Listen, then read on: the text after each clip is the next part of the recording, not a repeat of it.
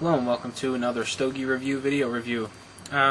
Today I got a cigar that was pretty high up on my radar for the past couple of weeks, and that is the Camacho Select.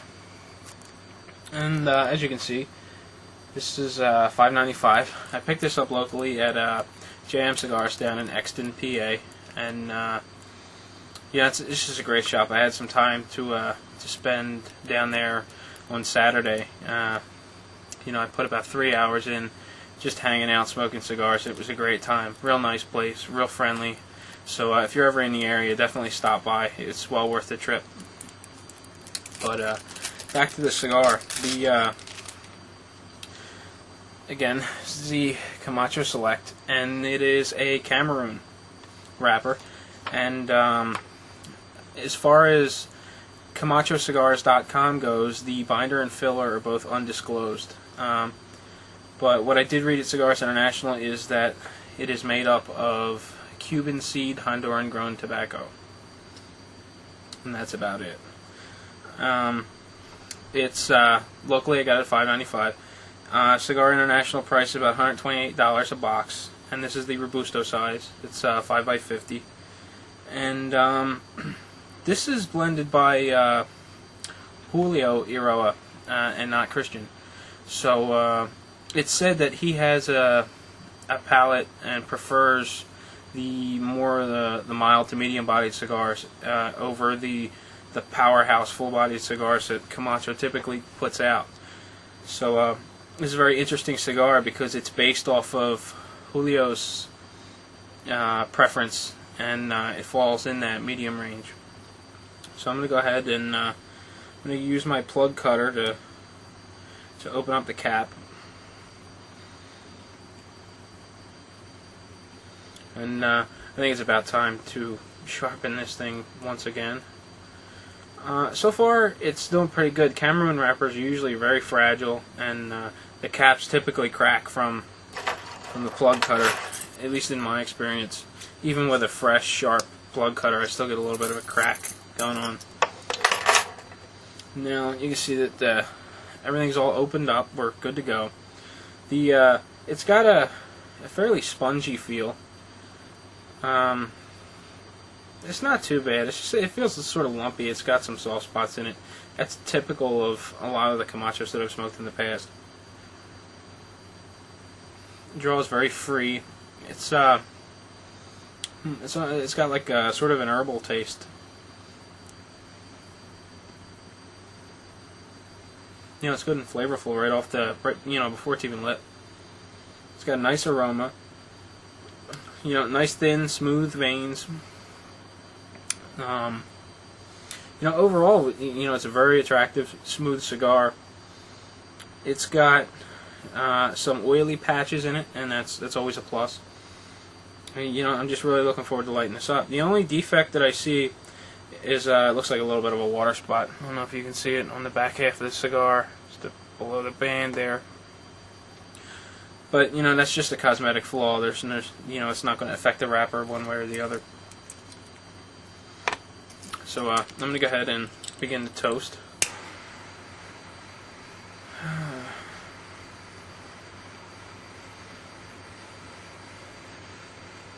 Like I said before, we just want to start to blacken the whole foot and get everything beginning to burn. We don't want it bursting into flames or over toasting it, because overheating the tobacco can make it, give it a foul taste. Once you're satisfied with how everything looks, you can go ahead and light it.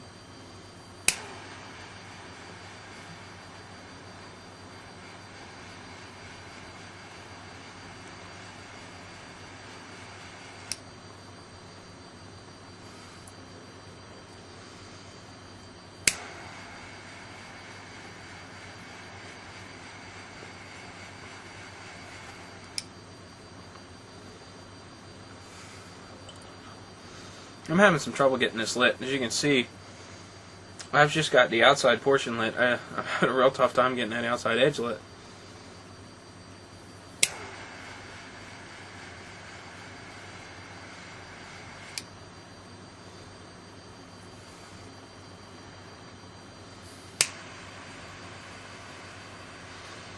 And this outside edge of the cigar really refuses to light. Never had this happen before.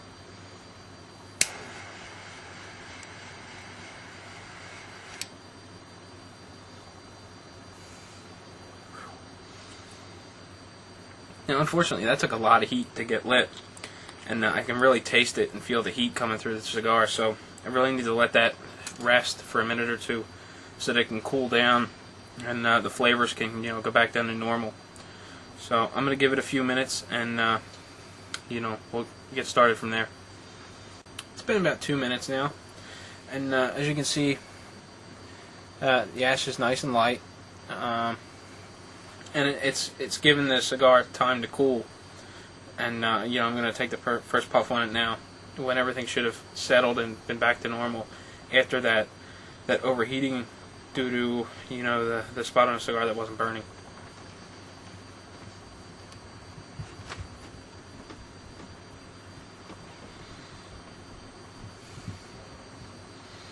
It produces a lot of smoke. It's not like a typical Camacho because it really doesn't kind of knock you off your feet with flavor right from the start and its strength. It starts off with a very familiar, Camacho style spice, and it's got a medium body so far. The finish is sharp, it's short, it's relatively smooth.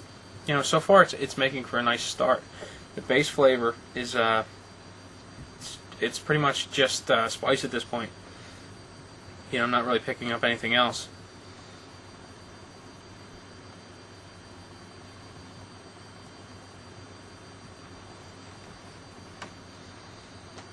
Maybe a little bit of a woody flavor, sort of nutty almost too. The draw is very good. It's putting off a fair amount of smoke. But aside from that, we're going real well so far. So I'm going to get into this a little bit more, and we'll see if anything new develops. So it's been a few minutes now, and you see it's got a nice light colored ash, burns nice and even. It varies a little bit, but again, nothing to be concerned about. The flavor profile changed quite a bit. Now it's more of a leathery flavor, and it's going pretty well, and that spice is just about gone.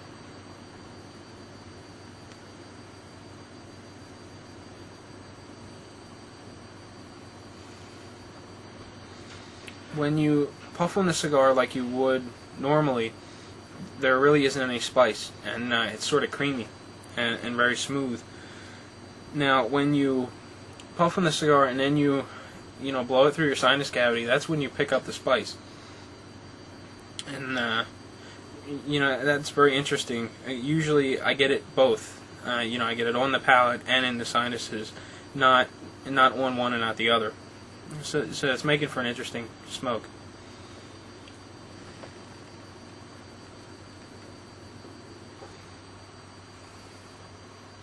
One very important thing about this cigar too is that it's very touchy. If you overdraw on it, it kind of gets a little harsh. But if you really sort of sip the cigar, where you're taking very light puffs, the flavor is completely different. Some cigars, you can really puff on it. You can get your cheeks that kind of cave in as you're really puffing on the cigar, and it doesn't make a world of difference, or a whole lot of difference on some cigars. Other cigars, it makes a huge difference, and this is one of them. The slower and smaller puffs you take, the more flavorful and enjoyable you'll find the cigar to be.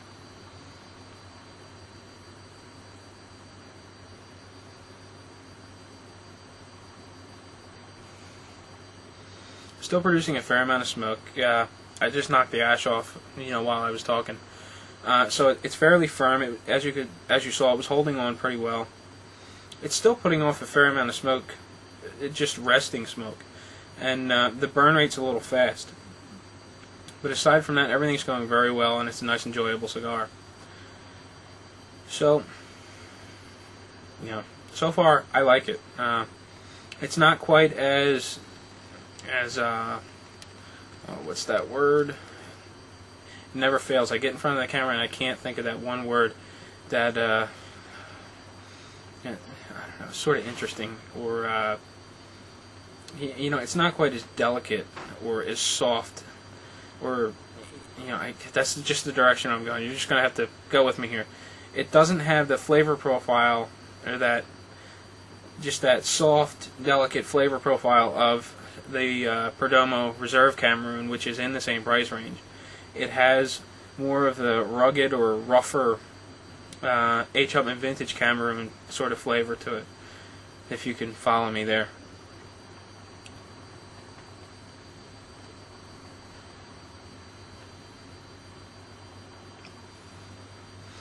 Even while the flavor seems to be a little rough around the edges, it's still very enjoyable. So don't take that the wrong way. It's just that it's not. It's not very delicate, and there's that word again. I'm gonna have to turn the camera off and think about that word a little bit. But anyway, so far everything's going really well, and we'll be back. I'll be back in a few minutes to touch base on the second third of the cigar. It's been a few more minutes, and I had an interesting little problem occur. Now, keep in mind that I had two of these cigars previous to this. This is my third one, and this is the first time I've had this happen. There was a really hard spot in the foot of the cigar while burning, and it was burning a little uneven. So, I tapped it a little bit, and this piece fell out. I swear, it was like a tree branch. But as you can see, there's a huge hole in this inside this cigar, and it's the first time I've ever had that happen. And it's very odd. The outside tobacco is still burning a little bit, but I just had the bulk of the core just fall right out, and I'm kind of confused as to what to do here. I don't know whether I should just clip off, let it cool, let it go out, clip the end off so that I have a nice clean foot all over again. Purge and relight, or to just try to, get it going again. I think I'm going to try the latter of the two and just to try to get it to go again. But, it's just really interesting. I've never had that happen before on any cigar. And it always happens on the videos, which is interesting enough. Wow, I really don't even know where to start. Do I toast the hole? Do I just try to toast the ash that's still burning, or?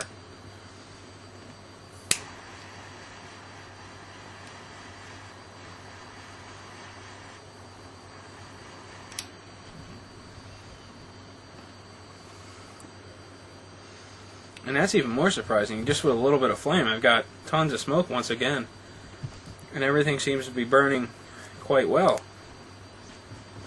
Just popping the band off. I'm getting kind of low. But, it's really interesting. And it really didn't affect the flavor at all either.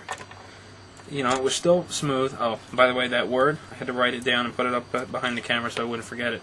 That word is complex.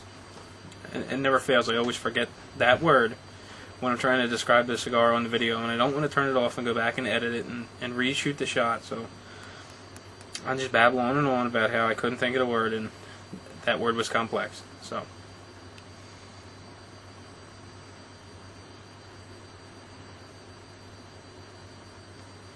I was just purging a little bit there. That big core really worries me a little bit. And after a little bit of ashing, we're back to normal with a little bit of a hole still in the inside. But okay, so that was the major construction flaw of this cigar, and again, it was the first cigar of 3 that I had a problem with. But back to the flavors. It's just got a smooth Honduran, a typical Honduran base flavor. And for a little bit in there, I was getting sort of that almost Connecticut broadleaf or Connecticut shade sort of flavor that I'm not really fond of. That I've started to pick up in a lot of Connecticut wrap cigars. And excuse me, it's just that little bit of a twang that I don't like about it. Aside from that, it's smooth, and it's got that nice Honduran base flavor that I like. So, and it's also got a little bit of pepper, and that spice is still, it's still not in the palate, but in the sinus cavity when you blow the smoke out.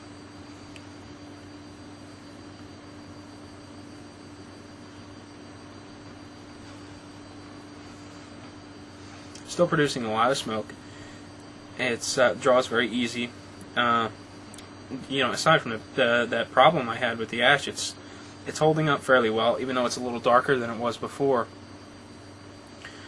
But not bad, regardless of the problem. So I'm gonna smoke more, and we'll finally wrap things up in a few minutes. Once I get down, I don't know, maybe an inch or so, I'll let this go, unless I have another substantial problem, and then I'm just gonna pitch it. 2 major flaws, and that's pretty much it for me. So, anyway, I'm going to do some more smoking.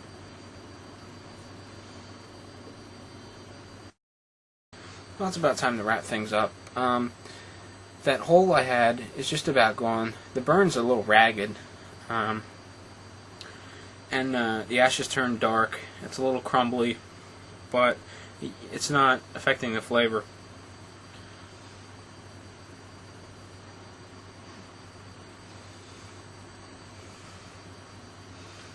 Down at the end, the body really picks up. It's a full-bodied cigar at this point. It's still got a heavy Honduran flavor to it. The pepper is gone. The kind of leathery notes are gone. It's just it's just like a heavy, full-bodied Honduran cigar at this point. And the spice is beginning to pick up. I can get it. It's back on my palate. It's coming through in the sinuses also. It's a nice way to really round out the cigar and give you a full flavored ending to a nice medium-bodied cigar.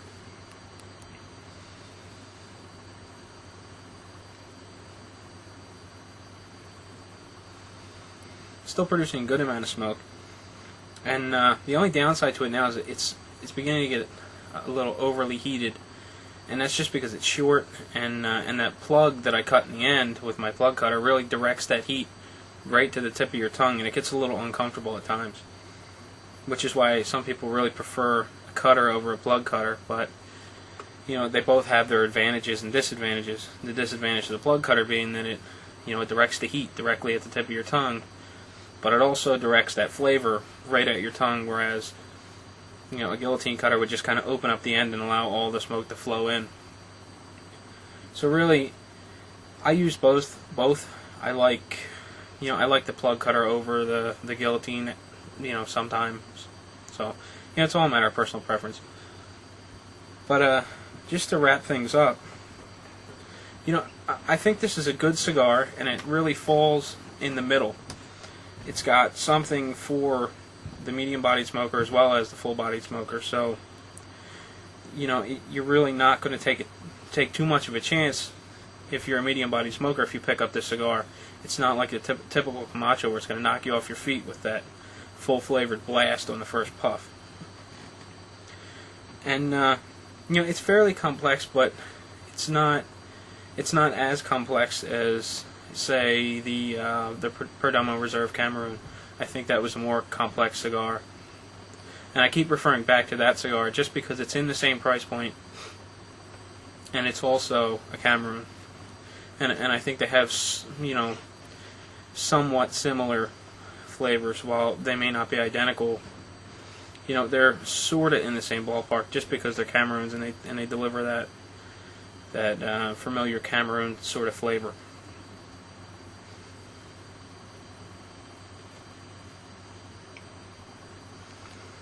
I think $6 may be a little high for this cigar, but it's one that I'll probably pick up in the future just to have around because it's a nice change of pace from a Camacho, and I like that. So I'm going to be smoking some more of these in the future, and I'd recommend you do the same.